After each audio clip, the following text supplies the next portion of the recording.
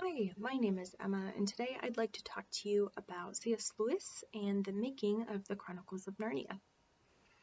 C.S. Lewis once said, "A children's story that can only be enjoyed by children is not a good children's story in the slightest." So, when I went into making this speech, I knew a little bit about C.S. Lewis's life, and I had read the Chronicles of Narnia as well as some of his other works, but I didn't know a ton about him, so it was a lot of fun to get to research his life and the making of the Chronicles of Narnia through the various articles that I read about him and the Chronicles of Narnia themselves. So today, specifically, I'd like to talk to you about a basic biography of C.S. Lewis's life. I'd like to mention some things that were inspirational for C.S. Lewis as he was writing the Chronicles of Narnia, and I'd like to talk to you about the actual writing process. So let's get started with the overview of C.S. Lewis' life. C.S. Lewis was born in Belfast, Ireland in 1898, and he and his family moved to England when he was 7. C.S. Lewis actually grew up as a Christian, converted to atheism, and then converted back to Christianity. Peter Shakel, who wrote C.S. Lewis, Irish-born author and scholar, said, "Lewis had rejected Christianity in his early teens and lived as an atheist through his 20s. Lewis turned to theism in 1930 and to Christianity in 1931, partly with the help of his close friend and devout Roman Catholic J.R.R. Tolkien." I found this particularly interesting because I knew that Tolkien and C.S. Lewis were friends, but I had no idea that Tolkien had actually influenced C.S. Lewis to convert back to Christianity.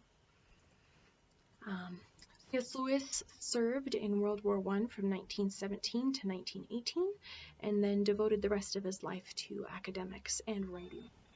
C.S. Lewis died in 1963 from kidney. Now I'd like to talk a little bit about the inspiration for the Chronicles of Narnia. So as I mentioned earlier, C.S. Lewis and his family moved from Ireland to a new home in England. This home was very large and sprawling and had lots of nooks and crannies and places to explore, and actually served as inspiration for the professor's house in The Lion, the Witch, and the Wardrobe later. C.S. Lewis also really loved anthropomorphic animals as a child, particularly the ones in Beatrix Potter's stories, which were being released at the time. In fact, he loved them so much that when he was 5, he and his brother Warren would write stories about an imaginary land called Boxin, which had lots of anthropomorphic animals in it. Then, when C.S. Lewis was 16, he had a mental picture in his mind of a faun standing in the snow with a bunch of parcels in his arms. This image stayed with him until he was much older, and he wasn't sure why, but it stuck with him. And then in 1949, he started writing The Lion, the Witch, and the Wardrobe.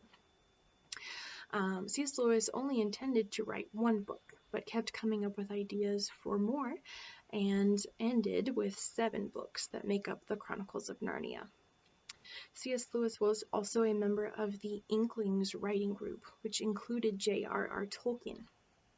This was a writing group of about 4 or 5 men who would come together and critique each other's work, and this is actually where the first reading of the Chronicles of Narnia was held. C.S. Lewis also drew a lot to influence his stories from mythical tales and biblical tales. Robert H. Bell, who wrote Inside the Wardrobe, Is Narnia a Christian Allegory, says, "Christian doctrine is one of several resources from which Lewis draws. Besides Aslan, the book's characters include Father Christmas, Tumnus the Faun, and talking beavers, characters inspired by Lewis's vast reading of classical mythology, Norse epics, medieval bestiaries, fairy tales, more or less all Western literature from Homer through Spenser's Faerie Queene." Richard Purtell, who wrote Lewis, C.S., Clive Staples, 1898 to 1963, said, "Lewis was, in this author's judgment, as well as the judgment of other critics, a great master of English prose and a powerful writer of fiction with underlying religious themes. The 7 books of the Chronicles of Narnia, the Space Trilogy, and Till We Have Faces." C.S. Lewis's Chronicles of Narnia are true classics of children's literature and are enjoyed by children and adults to this day. His writings and legacy have impacted so many lives already and will continue to impact future generations for years to come. So today we've covered an overview of C.S. Lewis's life, some of the things that inspired him to start writing the Chronicles of Narnia, as well as the actual writing process. So I'd like to thank you for listening to my speech, and I hope you all have a great day. Thank you.